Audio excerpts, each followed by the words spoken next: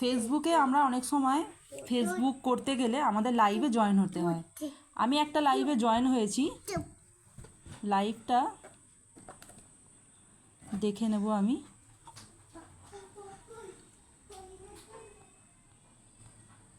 এই যে আমি এই লাইভটায় জয়েন হয়েছিলাম, আমি তো এখান থেকে ডিলিট করে দিলাম।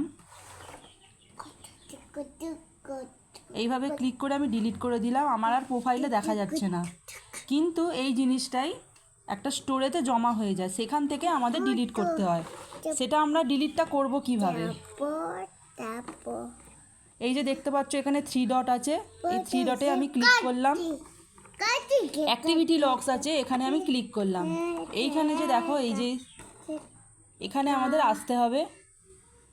এসে দেখো প্রত্যেকটা লাইভ আছে। নিজে যদি লাইভ করে থাকো সেগুলো ডিলিট করবে না, এখানে সব লাইভগুলো যুক্ত হয়ে আছে, এখান থেকেই লাইভগুলো ডিলিট করতে হয়। তা নাহলে কিন্তু আমাদের অনেক সময় অনেক কিছু ইস্যু চলে আসতে পারে। তো চলো, এই লাইভটা আমি গিয়েছিলাম, প্রোফাইল থেকে ডিলিট করেছি, কিন্তু এইখানে দেখো স্টোর হয়ে আছে, তাই আমরা এখান থেকে ডিলিট করে দিলাম।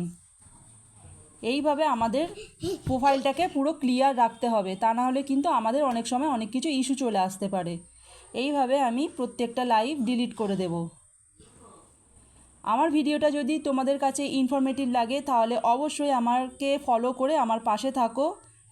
আর যদি অনেক বেশি ভালো লাগে এবং বন্ধুদের কাছে তোমরা শেয়ার করে দিতে পারো। ধন্যবাদ।